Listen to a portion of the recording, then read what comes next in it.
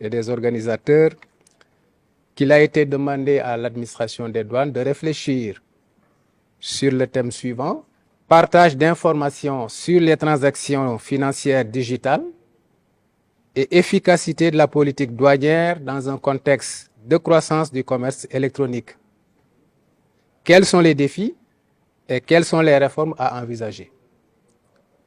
Alors, je voudrais juste partager avec vous un certain nombre d'éléments de contexte.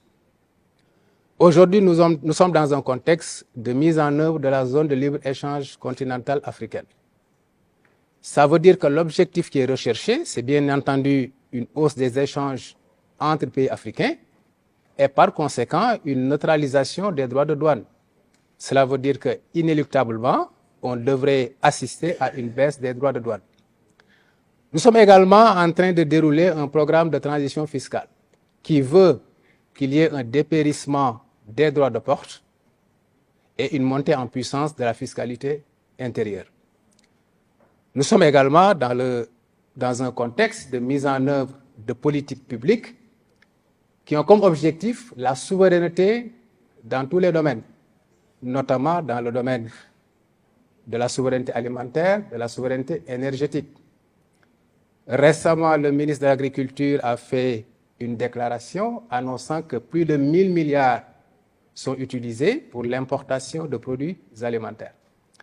Ça veut dire que si l'objectif est réalisé à terme, on devrait également assister à une baisse des droits de douane. C'est dire combien il est opportun, à mon avis quand même, que la douane soit invitée à cette conférence internationale. Il s'y ajoute que la prise en compte du commerce électronique est un des axes majeurs de la réforme en cours du Code des douanes. Alors, ce contexte campé, je voudrais un peu revenir sur un postulat. Je crois que la personne qui a parlé tout à l'heure l'a fait. Dans le commerce traditionnel, en tout cas que nous connaissons jusqu'à présent, la transaction commerciale, elle peut être tracée. Vous avez une commande, vous avez une facture, vous avez même, si les conditions se réunissent, une domiciliation bancaire.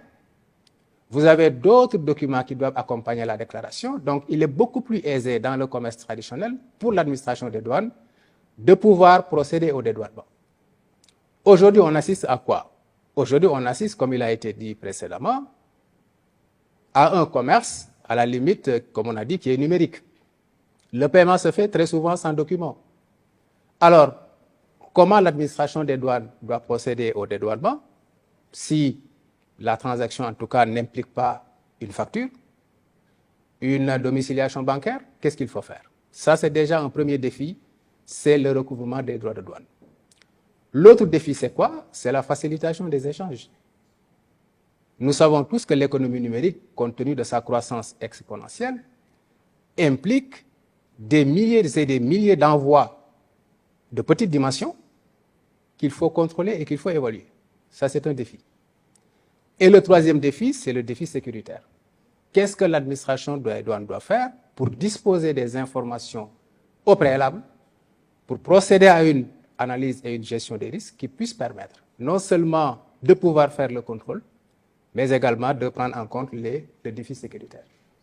Alors, pour ce qui est du recouvrement, donc il est extrêmement important aujourd'hui que l'administration des douanes puisse aller en collaboration avec toutes les parties prenantes, notamment les gestionnaires de plateformes, pour pouvoir disposer des éléments d'information à même de lui permettre d'évaluer les marchandises.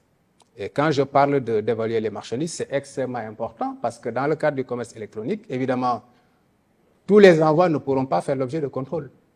Il sera certainement question de fixer des seuils de minimis en dessous desquels, évidemment, le paiement ne sera pas exigé.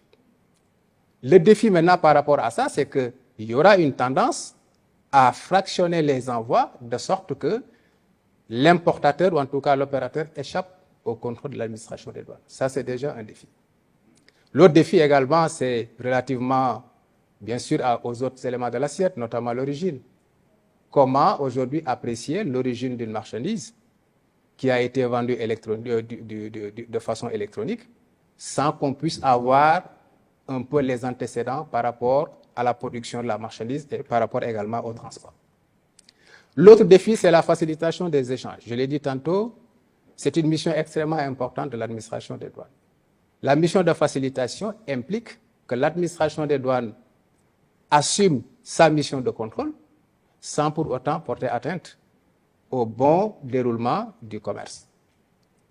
Qu'est-ce qu'il faut faire aujourd'hui si vous avez du mal à disposer des informations qui peuvent vous permettre d'identifier les parties prenantes, qui puissent vous permettre également d'évaluer les risques par rapport aux envois? Ça, c'est un défi de taille pour l'administration des douanes.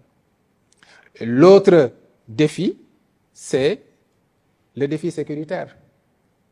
Aujourd'hui, l'administration des douanes est interpellée dans le cadre de la prise en charge du défi sécuritaire.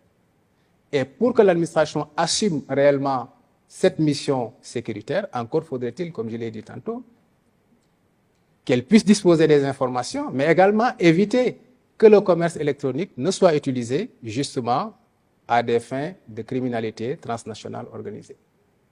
Ça, c'est des défis. Maintenant, pour quelle réforme? Je l'ai dit tantôt, il va falloir certainement réformer le Code des douanes et intégrer des dispositions qui traitent du commerce électronique. Je dois dire que c'est une préoccupation que l'administration des douanes du Sénégal partage avec les autres administrations sœurs de l'Afrique de l'Ouest et de l'Afrique centrale. Récemment, une réunion s'est tenue à Abuja des directeurs généraux des douanes qui ont rappelé que le commerce électronique était un point d'attention à l'image d'autres questions, notamment les douanes vertes, mais également le concept de frontières fragiles. C'est vraiment dire combien aujourd'hui il est important pour l'administration de prendre en charge, disons, cette question du commerce électronique. Alors, pour les réformes, je l'ai dit tantôt, l'administration des douanes sera obligée de signer des partenariats avec les gestionnaires de plateformes, avec les intermédiaires, parce qu'encore une fois, il peut arriver que l'achat ne se fasse pas directement avec j'allais dire, l'exportateur. Et le défi, c'est que on a parlé hier de relations B2B, de relations B2C, mais il y a aussi des relations C2C. Il peut arriver effectivement qu'un consommateur vende sa marchandise à un autre consommateur au Sénégal. Comment est-ce qu'il faudra appréhender cette transaction commerciale? Combien est-ce qu'il faudra l'évaluer et permettre justement donc une liquidation des droits et taxes conformément à la réglementation? Alors, en termes de solutions, je vais terminer par ça. Je crois que la douane est préparée pour prendre en charge ce défi que constitue le commerce électronique. L'Organisation mondiale des douanes a développé ce qu'on appelait le programme opérateur économique agréé, qui permet à des opérateurs qui remplissent un certain nombre de conditions, notamment la conformité à la réglementation, de pouvoir disposer d'un certain nombre d'avantages, notamment la possibilité que leurs opérations soient traitées avec toute la diligence qui est requise. Il est possible, dans le cadre de la gestion du commerce électronique, de pouvoir en tout cas proposer ce genre de programme aux opérateurs qui tournent autour du commerce électronique pour leur permettre justement d'avoir des facilités, bien sûr en faisant la preuve qu'ils se sont conformés à la réglementation douanière et qu'ils respectent les critères de sécurité qui sont prévus. L'autre solution, c'est les décisions anticipées qui sont prévues par l'accord sur la facilitation des échanges de l'OMC, mais également prévues par la Convention de Kyoto révisée, qui également prévoit la possibilité pour un importateur, pour un opérateur, avant l'importation, de saisir la douane d'une requête au fin de lui préciser les critères liés à l'origine ainsi que la position tarifaire à laquelle la marchandise devrait être déclarée. Cette possibilité devrait permettre, à mon avis, de mieux gérer non seulement une meilleure maîtrise du dédouanement, mais également une meilleure maîtrise des aspects sécuritaires, parce que l'administration des douanes, qui a déjà donné sa décision pour que la marchandise soit dédouanée conformément aux éléments de l'assiette, l'administration des douanes ne va pas revenir un peu pour remettre en cause donc sa décision. Voilà ce que je voudrais dire, Madame la modératrice. Dire simplement que l'administration des douanes, et je crois que celui qui a parlé tout à l'heure l'a dit, nous sommes évidemment en train de réformer le code pour prendre en compte le commerce électronique. Je ne sais pas s'il y a d'autres administrations douanières présentes dans le cadre de cette conférence et qui pourraient nous permettre en tout cas de nous inspirer de leur expérience pour justement avancer dans le cadre de la prise en compte du commerce électronique, le renforcement des capacités. En Afrique, j'insiste vraiment sur cet aspect, on n'en a pas en tout cas assez parlé durant cette conférence. Je crois que pour des administrations comme celle de la douane sénégalaise, il est important par rapport à ce projet de mise en place d'un dispositif juridique pour prendre en compte le commerce électronique. Évidemment, le renforcement de capacité est important, la gestion du changement est également important. Et l'autre aspect, pour terminer, c'est la possibilité de s'inspirer d'expériences réussies et de bonnes pratiques en matière de prise en compte du commerce électronique. Je vous remercie. Merci beaucoup, M. Merci.